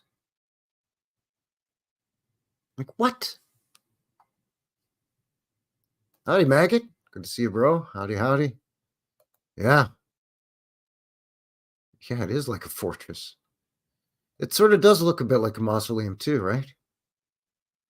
Yeah, all of that, and it's just a Wild West village. I just, you know, it just finally, it just sticks up out of nowhere, and, you know, I was just finally looking at it going, okay, like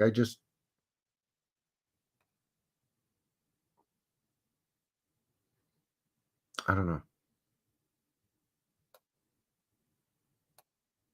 They didn't teach me about this in school, you know.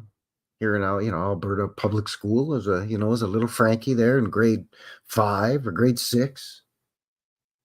They didn't teach us about all these towns that they taught us a bit about the Hutterites and the Mennonites, and their communal living and the early pioneers and the fur trade and the Northwest Mounted Police and First Nations, Indigenous peoples and all that, but nothing about that. Oh yeah, there was this huge migration of Mormons coming up from Utah into southern Alberta trying to scratch out a living by building these little towns up out of nothing. Wait, what?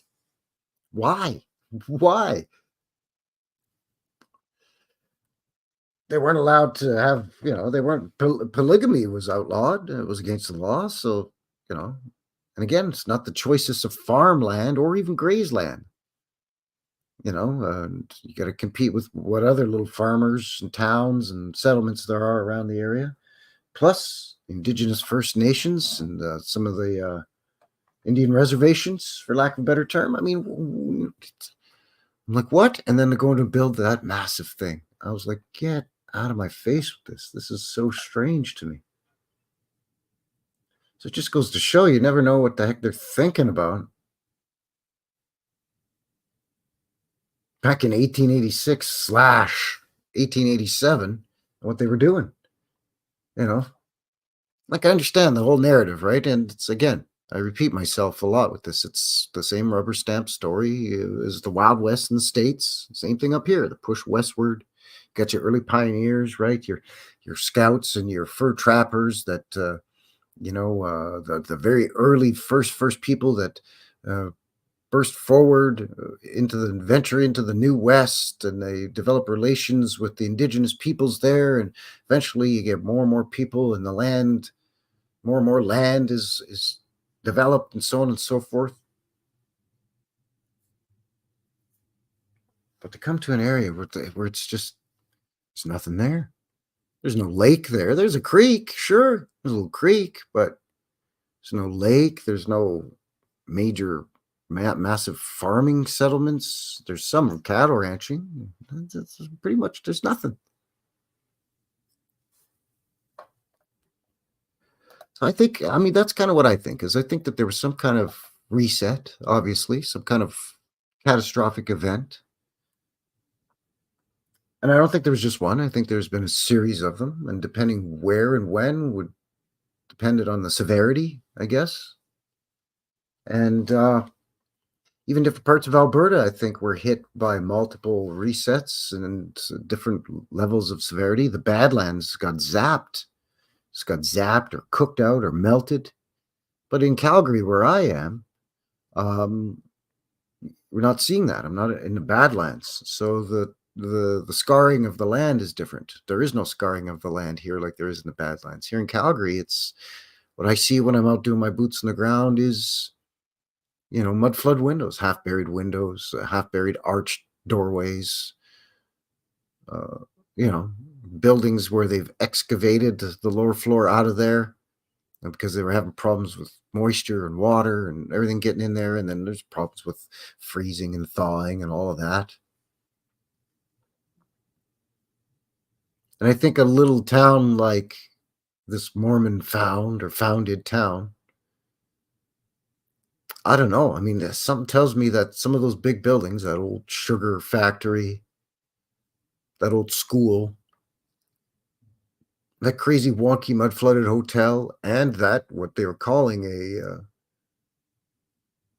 a temple built in the teens, I think they were already there. And, when we looked at that very first map, 1886, they went out and explored. Then in 1887 is when they founded or supposedly started building this town and settled. So they go and explore there first and say, yep, we found something here. We can kind of take this over. It's not much, but we got a couple of buildings that we can use. And, there's some scraps left over from the reset, from whatever catastrophe, right? There's some stone and some brick, and there's some half busted up buildings that we can demolish and repurpose the bricks or the stones. Obviously I don't know. I wasn't there. This is all my theory and conjecture. But a little town like Cardston, it's so small that whatever the reset was in this area at that time period, I mean, it just completely that town was just gone. All that's left was a couple old world buildings. Anybody who's living in that town, if they survive, they're gone. They're like, I'm getting the hell out of here.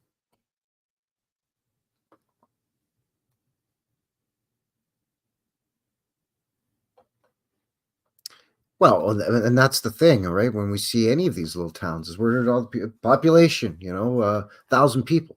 Okay, well, they weren't all construction workers. Come on, some of them were teachers, barbers, doctors, mercantiles, blacksmith, hotel proprietor, so on and so forth.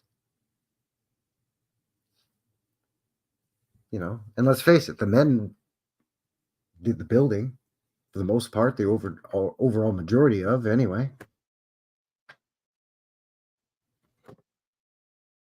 So if you got a town, 500 people just march into some town, decide, well, okay, march in and say, we're going to build a town here. Well, you got to say half of them, 250 of them roughly, are men. But then how many of them are grown men, not little children, right? 200 men, maybe. Half of them have got other skill sets that aren't conducive to construction. So now you got 100 dudes. But you got your own homes to build and everything first before you can build the hotels and sugar factories and temples, right? So these guys were, again, as I mentioned earlier in the stream, they're experts at irrigation systems and building highly sophisticated irrigation systems that basically crisscross the entire southern portion of the province here. Hundreds and hundreds and hundreds of miles. But then they can also build these massive temples. So, yeah. I guess they could say some came in on the railroad. The railroad did go to Medicine Hat, Lethbridge by 1886, 1887-ish. But, so they brought in workers from bigger towns and cities. I thought, even still, where did they stay? Maybe that's why they built that hotel. Like, it's crazy. Where'd they stay while they were building the hotel? Because it's the same skilled workers that you would have brought in to build everything else would have had to build the very hotel that they would stay in. So it's a chicken and egg thing, Like I just don't know. I don't get it at all, there, bud. Don't get it. So it's just one of those things. And again, because it's basically right in my own backyard. Hey, DN, howdy, welcome. Yeah, because it's in my own backyard, and I didn't know bupkis about it. So it's a big surprise to me. And then when I looked further into it, what? It's the second largest temple in North America, and the second oldest, and it's the oldest in Canada, and it's second place only to the massive one in Utah that we've all seen in Salt Lake City. It's like, what? Way out here? Like if it was built in Calgary itself, okay, I get it. But nope. Some town that they built out of nothing. Team Heat. How's she going there, bud? Good to see you. Welcome. Thanks for shooting in as always. Oh, yeah, it's good to see you. Always great to have you in the box. So, yeah, again, I don't know. I mean, I can't know everything. They can't teach you everything in school, I guess. But I don't know. You think it would be part of the narrative of just the local history of Alberta. Nope, they want to teach you about the cowboys and Northwest Mounted Police, and then discovering the oil and forest industry and the cattle industry and cowboys and Indians, and that's it. And again, maybe a little bit about Hutterites and Mennonites, and then there you go.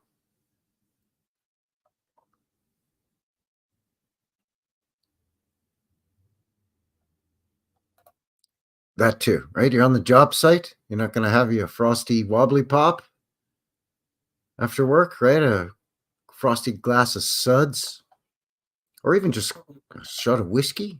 Just kind of take the edge off the day a little bit or whatever. But even still, right? Nope, it's a dry county or dry town. So even if you're bringing in outside workers to build these hotels and temples and churches and schools and post offices and courthouses and, that main street with all those buildings. Yeah, I mean, they're all going to have to abide by the no drinking policy. And I don't want to generalize, but I have had some limited experience in the construction industry, residential construction. And yeah, we like to get together with a few of the fellows after work and grab some wings and a couple of brewskis.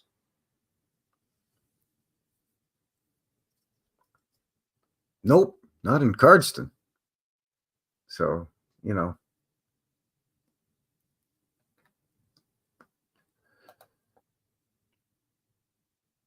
are all the people from underground cities and dropped on and that's the thing, who knows, right? Because we have that whole thing with the World's Fairs, right? And Canada had its own version of World's Fairs. We had our Dominion expositions, from the off the top of my head, 1870s-ish until, well, the last one was right at the outbreak of World War One.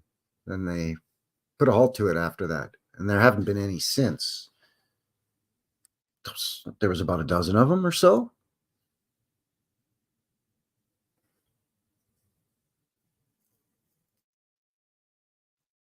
Plus, each sort of major region in Canada has some kind of themed annual fair. Like here in Calgary, we have the Calgary Stampede, the Calgary Exhibition and Stampede, the world's largest rodeo, 10 straight days of saddle bronc riding and bull riding and chuck wagon races and bareback riding and all kinds of calf roping and you name it. So that's our big annual fair, is the Calgary Stampede. And it's to reinforce every year, reinforce that Wild West narrative of Calgary, right? The New West. But out in Toronto, they have the CNE, right? The Canadian National Exhibition. And that's been going on since the 1870s. It's on the same ground. Some of the same buildings are still there. And that pushes the narrative of the Victorian era and how Canada was one of the most prosperous of the British colonies as we moved into the industrial age, and it was built on the back of the fur trade, and all of that. And the CNE is every year. So rather than now, I think that's what they do, right? Is instead of having one big World's Fair, now you have your annual fairs that just keep reinforcing that narrative over and over and over every year.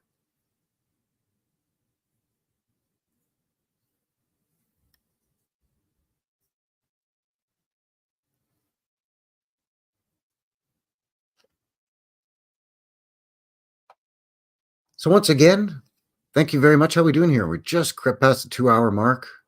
So getting ready to wind this thing down here. But as I was just about to say, once again, I want to thank you very much for shooting in and joining a guy here for this show, the New West Reset Live show, episode 48, when the Saints come marching in to Alberta. 1886, 1887. They came up here from, the Saints, the Latter-day Saints Mormon Church came up here from Utah. And they settled in this little town that they supposedly founded. And within a very short time period, within 30 years, they built the second largest Mormon temple in all of North America. The second oldest after the one in Salt Lake City.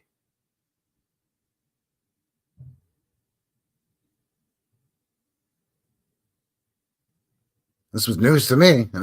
I've lived here 43 years. So who knows? I don't even know. But thanks for joining me. Appreciate it as always. Howdy, Kim Raid. Welcome. Good to see you. Thanks for shooting in. Yeah, orphan trains, right? That could have been a thing too, right? And the whole displacement, I mean, what happened to all the so-called Chinese workers after they helped build the railroad, right? Did they all just emigrate to the big cities and found these Chinatown neighborhoods and open up laundries and Chinese restaurants and that's it? Like, right? Like, there's so many things that are wacky with a lot of these narratives. So that's why, I was so surprised with this whole all these Mormon towns in Alberta. And with this one, with this massive temple. I'm like, what the F is going on around here? So thanks for joining me with this one. I was shocked. I was just as surprised as you are. I'm like, really? Alberta? Of all places. Okay. Sure. So as a reminder, links for everything down in the box below. And if you're tuning in after the fact and watching this after the live stream's been up, thank you for your support as well. Don't forget to hit the like and all that stuff. And to everybody in the box, appreciate you joining me as always. You're a great bunch, a lot of fun. Thanks for humoring me with these crazy things and my off-kilter sense of humor and lackluster celebrity impressions. Thanks to all the mods as well. Vinny, Hippie Shake, Maggot, Joe Cool earlier. Appreciate it. And to all of you, again, for kicking off your weekend with yours truly. It's great to see all of you. A quick reminder, the 21st, this Sunday, not this Sunday, the following Sunday, the 21st, Knucklehead Show with Old World Exploration.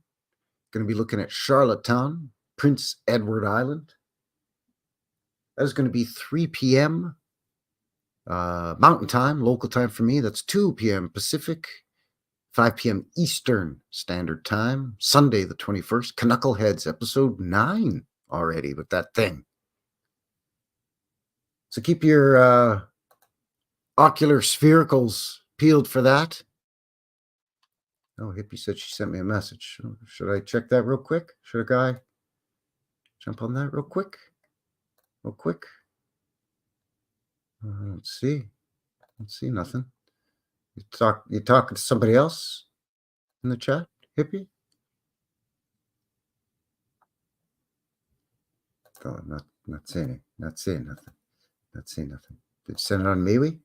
Checking MeWe now. Is it on the MeWe? See something. I see a notification. Nope. All right. I don't know. I'll check. I'll check again.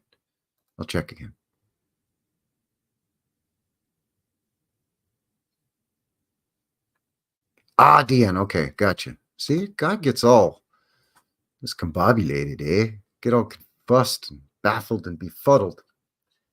I guess that's a good sign. Time to shut her down. So there you go. I think that's going to seal the deal tonight for Frankie. New West Reset, New West Reset Live, episode 48, when the Saints come marching in to Alberta. Thank you very much for joining me, as always. Appreciate it. And as a reminder, Sunday, boots on the ground. And Wednesday, you got your sneak peek. That'll be coming up Wednesday once again, Montreal, 1930. Also, in the box below, link for the Google Maps for New West Reset location, my New West Reset location map. All the spots that I've hit in the city and a couple of spots outside the city. So you can access those on the map there. You click on the icon of a location, takes you directly to the video. You click on the video, opens it up in a new tab. You can watch the video, and different videos are linked. If they're all part of a walkabout or something like that, you can just watch them all linked together. That was something that Cousin Vinny worked on, so that's fantastic. So the link for that in the description as well. And as mentioned, BitChute, Rumble, MeWe, and a feller's email. So thanks again, everybody. Have yourselves a great weekend. And until the next one, take care out there and have yourselves a good one. All right? Cheers. It's a mystery. It's a mystery wrapped in a riddle inside an enigma.